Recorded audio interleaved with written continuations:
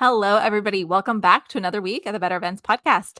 This is Mary Davidson, one of your co-hosts, and in today's episode, we are talking all about how to be a better conference attendee.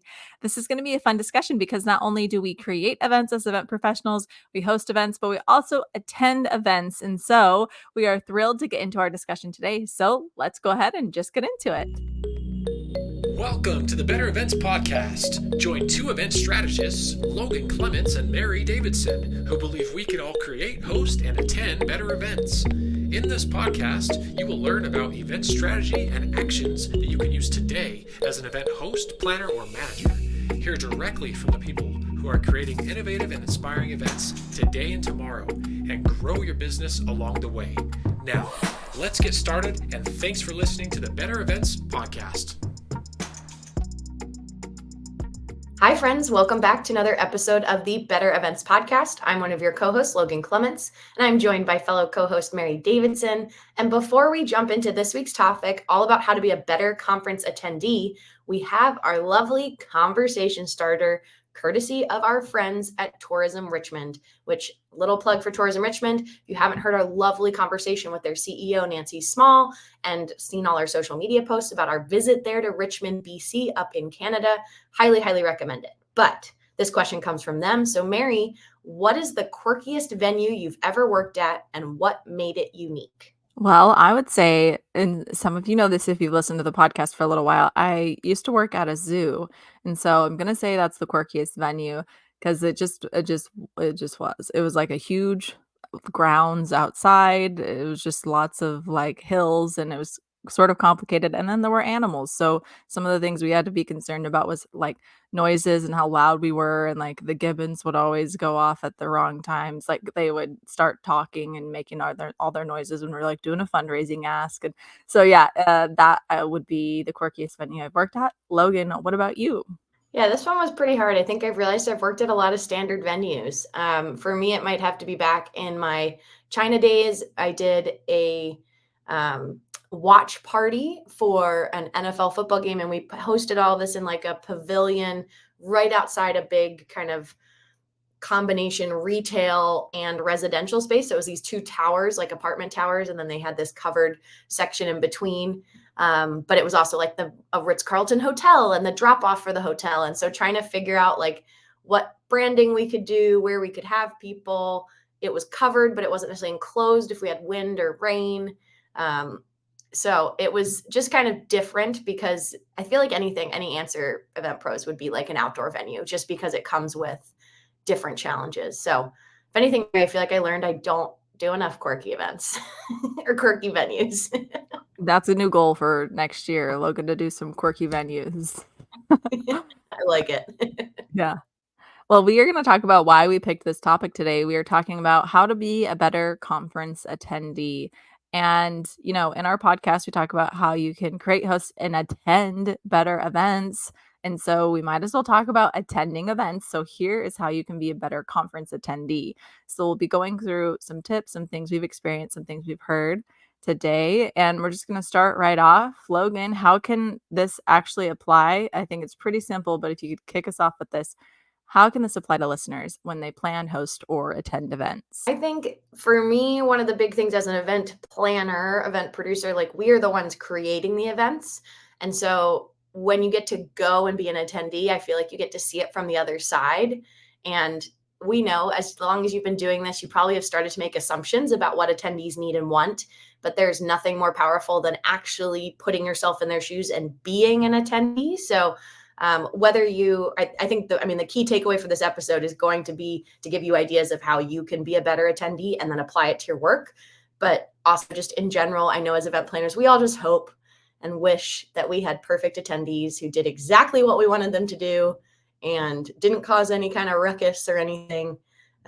So that's how I feel like for this episode, talking about my number one is just saying you should go to events. As an event planner, go to events and attend and like make note of what you enjoy or what bothers you. And we've talked about it on the podcast before that Mary and I joke that sometimes going to events with us is a little bit of a chore because we do notice the little things. But then I feel like I've just had some revelations of things about timing, and we'll get more into it, but just little things that being like, oh, you gave me 10 minutes to go to the bathroom and grab a coffee. That is not enough time. And when we're looking at spreadsheets in our, offices and in meetings, like 10 minutes feels so much time. But until you're the person trying to walk and get there and get back, and you're like, this is ridiculous. So, Mary, how about you? How do you think this applies? Yeah, I echo everything you said. And in this episode, we're really honing in on conferences, and conferences are complicated events in some ways, and so like there are a lot of nuances and things that, like, similar to every other event. I think you could apply similar principles, but yes, when you're attending a conference, there are just like there's so many logistics, and so I think that this will be kind of a fun conversation to go into and to keep that in mind. So yes, I agree with everything you said. And then I also want to call out, we read a book for your book club, Logan. I don't remember when this was. Was it this year, last year? Um, but there was a section about how to be a good conference attendee. So hopefully we can share some of those tips today as well. But it was super interesting to read that perspective. And he wasn't an event professional. It was just he attends a lot of conferences. Yeah, no, that was I think earlier this year, Keith Ferrazzi's book about making connections with people. So, Mary, what do you think well, I guess here an exercise for you, listener, while you're at home is to think of some conferences that you might attend.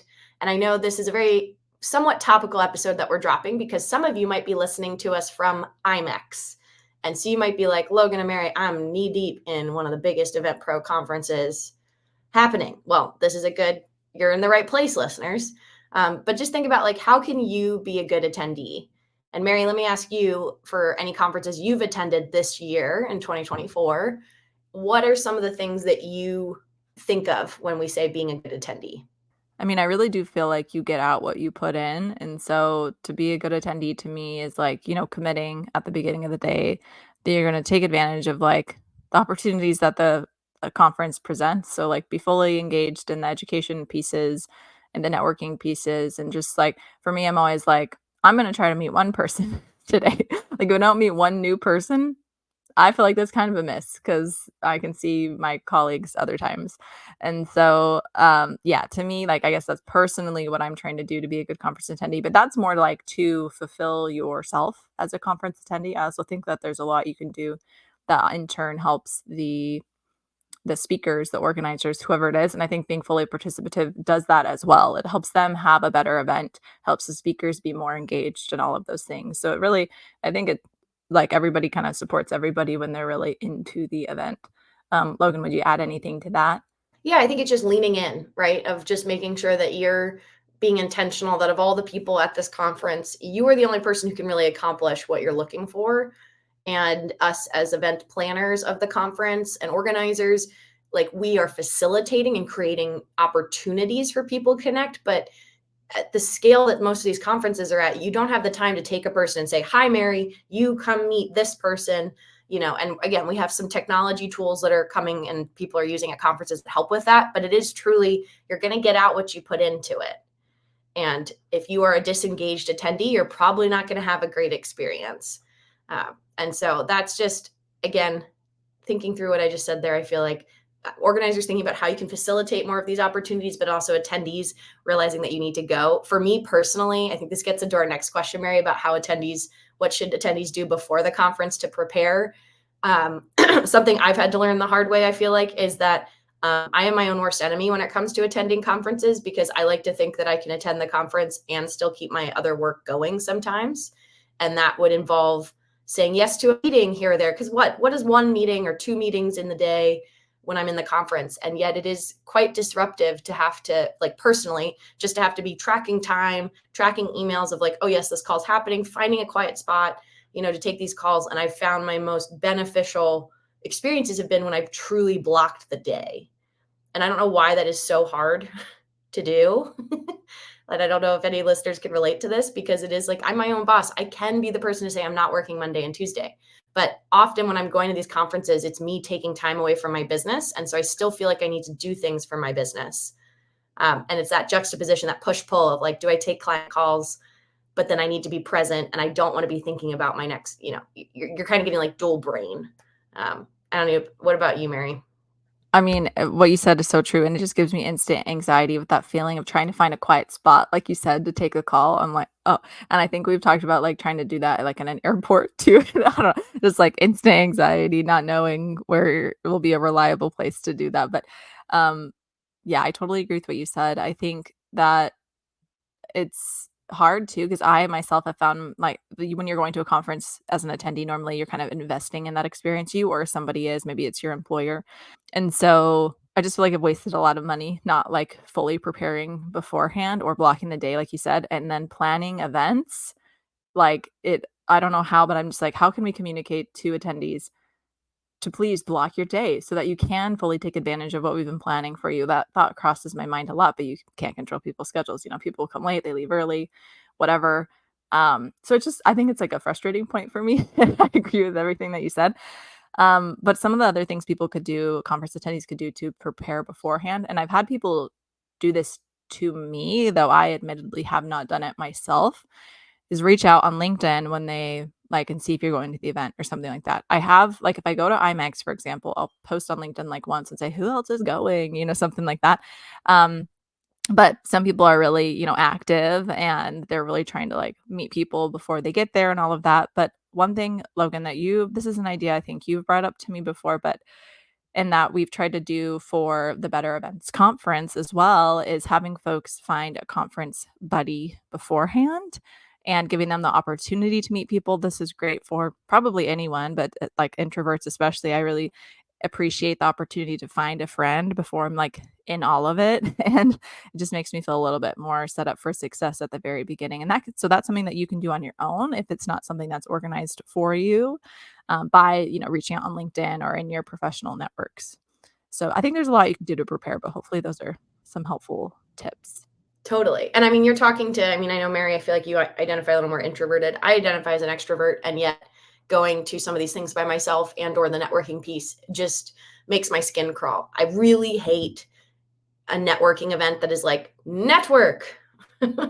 We gave you snacks and drinks, go. And it's like, no, this is weird. It's awkward. It's uncomfortable. It's very transactional feeling. And that is one of my favorite things that we did for a conference here in Seattle back in March, is we hosted like a little coffee meet and greet, coffee and conversations for folks, not just here in the Better Events community, but also we reached out to a bunch of event pros we knew, and we met before the conference, which was key because I think most people are tired. So doing like a happy hour or a dinner is not bad, but just know you're getting folks after they've done a full day of being an attendee. So they're probably a little drained. You get them at the start of the day. And then, yes, it naturally creates a connection point for someone to be like, do you want to go walk the show floor with me? Do you want to go to this session with me? And I know that is something that was really fun. And I think kind of a spontaneous idea we had, but one that I'm like, oh, I should apply that when I go to other conferences, whether it's only inviting 2 or 3 people, or I think we invited almost like 20 and had about 10 show up.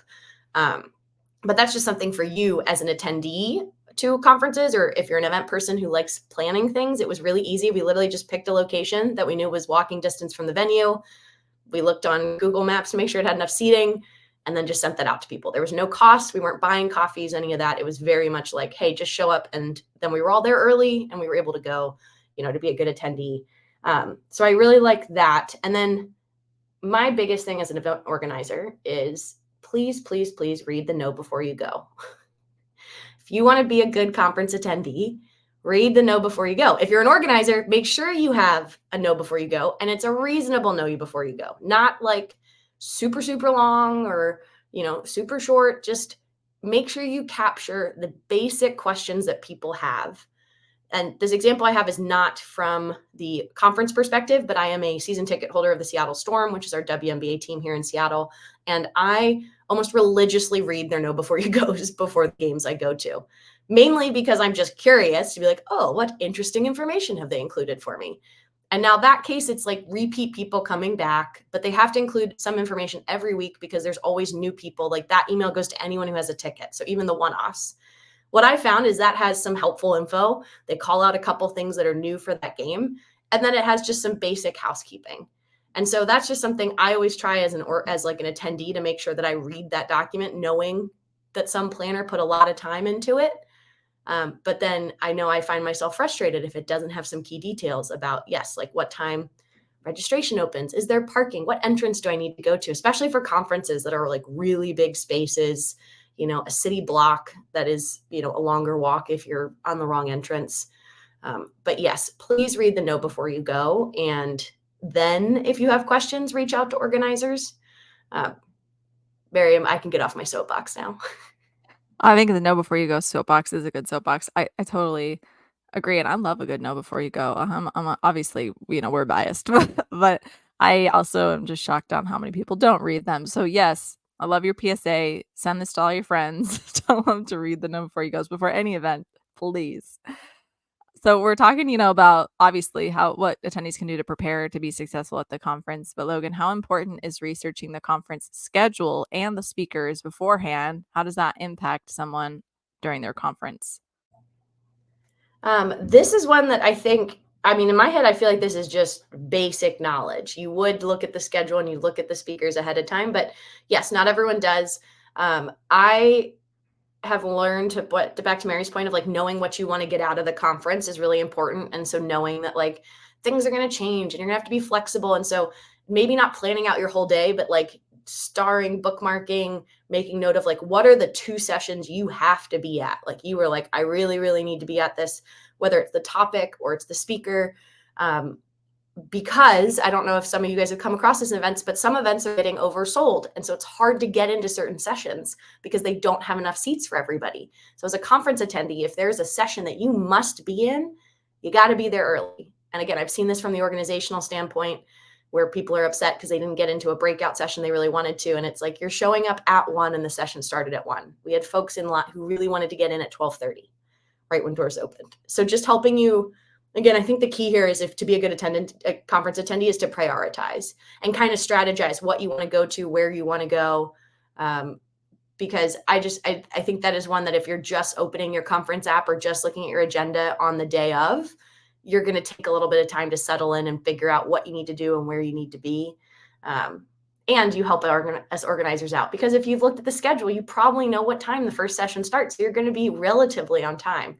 Because that's another organizer pet peeve is like the opening general session at 8:30 in the morning historically does not start at 8:30 in the morning because people are still grabbing their coffee and coming in. So that's when I feel like I'm telling people to do it, Mary, but it comes from almost a wishful place. Because I've Oh, for also been sure. that person running in at 8:31 with my coffee as an attendee. And I chastise myself, but I've been that person. Yeah.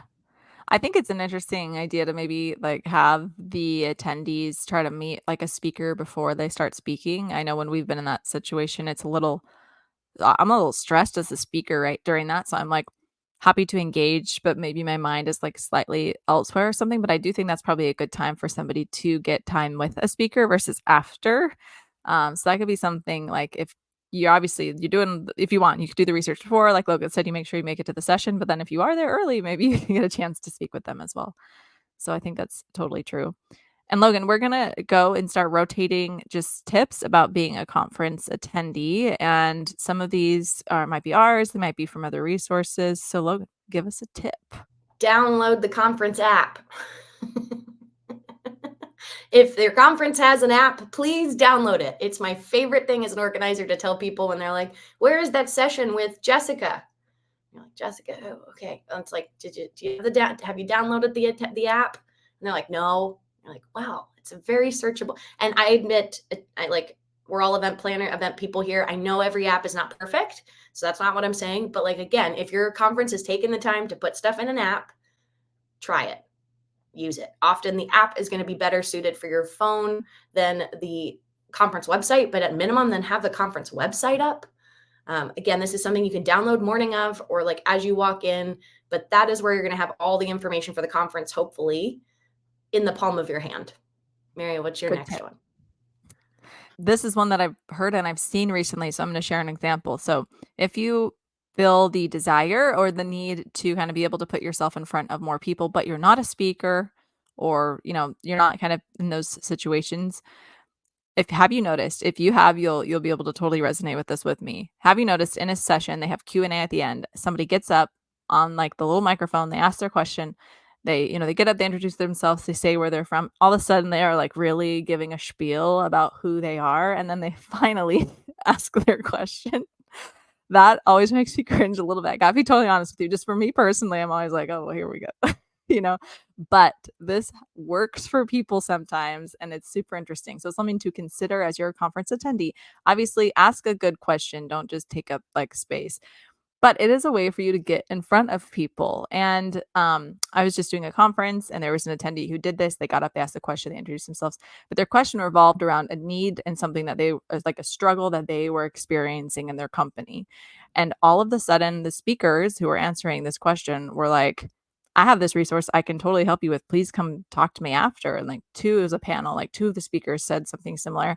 And then as the guy's walking back to his seat, people were passing him their business cards because they're like, we have something for you too. We can totally help. And so I was like, if he hadn't asked that in front of this audience, it wouldn't have helped him as much. Like, that's just like the return that he got. But yes, he also just posed like a Q&A question, which is totally appropriate in that situation. So I think there's a balance there, but I saw it work well in that situation. I hadn't really seen that work well before. So it can be something that might work for you. Yeah, get involved in Q&A. That's a great one, Mary. I think my next one would be to get to sessions. If networking is a goal of yours for the conference, one of the drivers of why you took the time out of your workday to come to a conference, and this isn't like if you're at IMEX, like going early to the sessions. And part of it, you're going to make your session, your host happy because there's butts and seats. But I realized like this small talk, if you're looking for so much of that magic that happens at events is like that serendipitous, I sat at your table, you sat here, we didn't know each other, but all of a sudden, to your point, Mary, that magic happened between Q&A and speakers. That can happen at your table or at your row or wherever you're sitting. And again, from personal experience, realizing running it at 8:31 with my coffee, I'm sitting while the lights are down. I'm sitting at a table. I'm just sitting with them. I'm not going to have time to say hi or meet them because once the lights come up and the session's over, they're probably running to their next session or they're running to the bathroom because they got to run to the next session. That is not the time when they're going to be relaxed and open to learning about you or, connecting. Versus if you get there early, you're able to kind of build that rapport and potentially meet somebody near you at one of these events. Now, that's not guaranteed, but I'm telling you, if you are getting there on time or late, you're just really cutting you're cutting yourself off at the knees and not giving yourself even the space, the time to connect with other people. So get to your sessions early. Yeah, totally. And kind of going along with that, I've noticed it's information overload sometime at conferences. And so I'll like be meeting all the people, doing those things. And then it's hard to like do something about it in that moment. There's like a thought that comes to my mind. It's a good idea. Or there's a speaker speaking and I'm like, I want to add them on LinkedIn. For me, it's hard to do all that in the moment, but I don't want to forget. And so I'll just like have a note on my phone and like jot these random things down. And I think that's super valuable because you do make some really valuable connections at conferences, but it's so easy to forget. For me, I'm not great at people's names too. So like I'm like, I have to I have to write it down immediately. I'm like looking at their name badge. So thank goodness for name badges too, because I can just like look at it, write it down. I'm like, okay, I'm gonna find them on LinkedIn later, like, and we're done, we're moving on. So yeah, I think that's something that helps a lot. Any other tips, Logan, on your end? Another one that I found that's really actionable, especially, well, I feel like for any conference attendee, old school would be that you bring your business cards and you're exchanging business cards. And then at the end of the conference, you go home and you have a big stack of business cards. And I used to take that stack of business cards and then forget about them. Or I used to have a CRM system that I used, like a customer, management system that I would put people in. And I just found it was really like time consuming and didn't feel very valuable because I'd met so many people. It was hard for me to remember what they were, interested in or why I wanted to connect with them. And some of them really were just because, they handed you a business card and you're like, all right, I have to take it. I don't think we're going to ever work together, but who knows? And something that's been really useful for me is I will still take the business card. I don't necessarily need to, but I then try to connect with folks on LinkedIn. That is the big one for me. I found if I can connect with them on LinkedIn because we met in person, that to me is, granted, it's not as maybe direct as having their email address, like it is like that's on the business card. But for me, it's been better for kind of network building in the long run because then I get to see what they're posting, over the months. And that reminds me, oh yes, that was, I'm interested in talking to Jess about event production. That was how we had connected. And then that's a more passive way to keep them top of mind than having them in a massive spreadsheet that I have to remember to go back and look at. And so that's like a habit that I have both as an attendee and I've started doing it even as like an event worker because we have so many teams that we come together for one event and then split up again. So I do it. I do try to now note down people's names and go through and be like, I need to add them on LinkedIn. Why? Just to like stay in contact loosely. They'll loosely know what I'm doing. I'll loosely know what they are doing. And that took some of the pressure that I felt like off of me from having like all these business cards and, oh, I need to send all these people emails. This reminded me of something else too, and you might know this if you have an iPhone. I don't know if Androids do it or not, but you know the feature that I think is kind of new? If you stick your iPhone next to somebody else's iPhone, like the tops to each other, then it sends over the contact information. So it's if you haven't seen that feature, it's yes, Magic. it's literally magic. It's very cool. And then one other random thing I thought, which I feel like we should say more, like it would be amiss if we didn't mention this. To be a good conference attendee, you need to make sure like you're saving space and taking care of yourself so that you can have capacity to what we were saying before, fully participate. But I think that this is key because conferences are shifting as they're being planned, right? To have these moments like of quiet rooms or little things like that. And so definitely wanted to call that out as well. It's hard when you're going multi-day conferences, all the happy hours, all the early morning yogas, all the things, and kind of you don't have to do everything, but what you do it well. And I'm always one to kind of opt out early because I'm like, I'm going to go to sleep at a decent time so that I can wake up and do this again tomorrow. And I know that's what I have to do to be a good attendee. And so just figure out what that means for you as well. Yeah, I think that's a great one. And there are some people out there who I know are just going to go to everything. And that to them is what feels like a good conference experience is going to everything, going as hard as possible for 3 days. But to your point, Mary, then they're probably going to crash. And not everybody's schedule allows you to crash. So yes, taking care of yourself, I think is such an important one. And I just to your point of like leaving space, I think one of the best adjustments I did this year for an event that you've probably heard me talk about on the podcast, but I don't love the hosted buyer experience. It's not my favorite right now. I probably have capacity to do it like once a year. And it's just based on what I'm doing in my business. I find that those meetings that you have to do as a hosted buyer with different suppliers, maybe 1 out of the 15 I take are really relevant to what I'm doing. And it can just be a really kind of tiring experience, both I think as a planner and even as a vendor having to sit through it's a bunch of speed one-on-ones. And I did a conference where I ended up getting a scholarship, which was amazing. And so that just paid a little bit towards my flight. And then I ended up staying with someone who was a hosted buyer. So we got the hotel for free they paid for my flight and they paid for my registration. So the only cost was like the rest of my flight and then all my on the ground expenses, meals and things. But it was such a good contrast because my roommate was doing the hosted buyer experience and she was up early, had to go to meetings. She had receptions at night. And so she was just kind of running all day versus for me, I didn't have to go to the hosted buyer like meetings in the morning. So content didn't start till 10.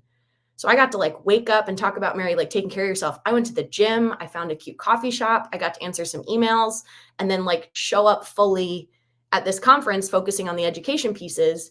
And then sure, I got a little FOMO not going to some of the receptions later in the night that were specifically for hosted buyers. But at the same time, I came back from that experience being like, wow, I got what I needed. I don't feel drained. I got to like walk around and see a little bit outside of either the hotel or the event space. That was nice. And so I encourage you, if you're thinking about going to some conferences, maybe think about going an unconventional route. Again, some of it is financial dependent. If you have the funds to be able to do that and not do the hosted buyer experience. But that was something for me that I was like, oh, this is a nice way to attend an event. It's less pressure. It was less of a drain. And I was able to focus on what I really wanted, which was the networking piece and getting to meet some of these folks that I've seen online for years, but never had the chance to be in the same place as them. I think that's a great tip. I remember you sharing about that experience when you were having it, and it made me feel tired just thinking about your roommate and the hosted experiences that I've had. So I think it's a great call out for the event community and everyone. And then we need to talk about what happens after the conference, because this is the part of the event in general that we never talk about. And so let's give it just a little bit of time. What should attendees do after the conference to actually maximize their experience? I think follow-up is like a huge thing I struggle with after I attend conferences. All those notes I said I take, actually doing something about them is the whole other step. So Logan, do you have any thoughts on how conference attendees can maximize their experience after the event? I'm going to be real. Do as I say, not as I do, because Mary, I'm like you. I take beautiful notes and can't remember if I've already I can't believe I already haven't mentioned this yet, but like one of the beautiful parts of attending a conference for me is it takes me away from my screens and I will take notes on what I'm hearing, but I also, my brain like cooks in the background and I randomly come up with other random ideas, whether it's podcast related. Like my creativity needs that space. And so anytime I go to a conference, I always have notes and then I make a little thin column on the end that's random. Because listeners, if you could see my random list, it is truly random. What random thoughts, and some of it's sparked by what I heard, and other things are just like, it just pops in my brain because I took away some of the distractions. And then I don't revisit that list, Mary. I'm like you. And then I look back at it. I'm trying to get in the habit now of just like monthly when I do my CEO days, being like, go back in your notebook and look at what you wrote down from what you attended this month, because it's like, oh, this person was so good. I want to talk to them again. And they just live in my notebook. So I think I don't think I've cracked it yet. I think it would be the secret would be having an accountability buddy of someone to be like, hey, can we have a call in a month? And I'll make sure, I've, actioned 2 things that we learned, or I've reached out to that one person I told you I was so excited about. I know we're doing this with the Better Events Conference, like actually having accountability sessions to try to help people implement what they've learned. But unfortunately, I feel like that is a gap for not just attendees, but even organizers thinking about, how do I take what what I just soaked in for 3 days, and how do I apply it? But Mary, maybe you're a little better than I am. Do you have tips for? I'm not like, if I could show you the stack of business cards and papers from events I've attended and what I intended to do with them, I mean, like, I'm disappointed just thinking about it. So no, I'm not great at this. Would love to improve. Love accountability sessions, things like that. I think that's a wonderful idea. So yeah, I'm with Logan. I can't really practice what I'm preaching in the moment, but I think that it's important to at least give yourself some time to do the follow up. And it just comes down to what I feel like I said at the oh, go ahead, Logan. You look like you're Oh chomping no, at the keep bit. going. Finish your thought. Okay. I just think it's interesting because, like, what we said at the beginning is being fully participative in the conference, and I feel like this is the same thing at the end. In my mind, I'm like, I invested the time, the money to attend this. I tried to be a good attendee, and then if you don't do the follow up at the end, I don't know. It just seems like a huge letdown. Like you're really missing out on a key component of what you've just invested in. And so I'm not here to give a lecture. I think we all know this. Maybe together we can try to actually do the things that we intend to do after the conference. Totally. Yeah. No, my part is that I was just chomping at the bit on a little bit is, for most events, I try to like make a note on my phone and I will list it under like the name of the event 2024 or whatever.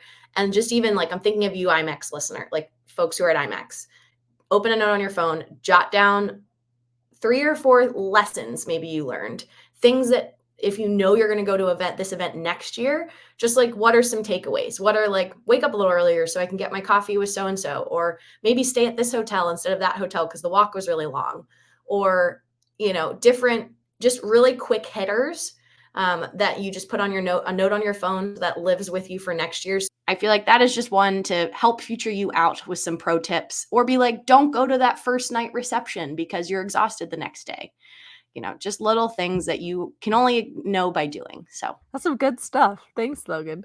I think, just listeners, as you're attending your next conference, let us know if you have any tips and tricks and things that work for you. Genuinely, we're interested in hearing and sharing it with everybody else if you'd like us to. So please share. And that does bring us to the end of our episode today. And we have our bonus tip by Logan.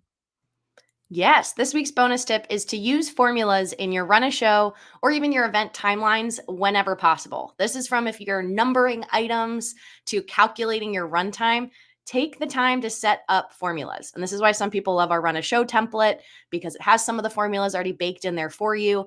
It's just going to help you out in the long run. So like, for example, with runtime, if you set the start time plus runtime equals end time, then have each line add to each other. If you all of a sudden find out your 20-minute panel is now going to be 30 minutes, all you have to do is edit one cell and it would auto update the start and end times of everything else that comes behind it. Now, if you had no formulas in there, you'd have to manually go through and update all of that stuff. And that's just one where I've seen mistakes happen. We're human, even putting formulas in, mistakes happen, but it just helps double check you a little bit more, because whether you're using Google Sheets or Excel, that formula will highlight if something breaks. And I just know some planners that I think probably waste a little bit too much time doing this manually. And I'm just so happy whenever I have a formula to help me save time when we have those last minute changes. Logan, that's a great bonus tip, and it resonates so much. I've had to use someone else's random show template before. They were very specific. It was annoying, and so I had to hand do all of the formulas and all of it, and it took me forever. So, listeners, thank yourself later. Email us for a random show template. Logan's already put in the work on that, so you can just benefit from it. So, Logan, thank you. Great bonus tip today. And thank you, everyone, for listening to another episode of the Better Events Podcast. You can find us on social media at Better Events Pod. Send us an email at bettereventspod@gmail.com. We love to hear from you. You can connect with Logan and I directly on LinkedIn. We also love to hear from you there. And if you want to know more about the Better Events conference coming up this year in December, check it out at bettereventspod.com/conference. And you can also check out our private community that we have on Substack. There's many ways to get involved. We hope to see you around. And thank you so much for listening to another week of the podcast. We'll see you next Wednesday.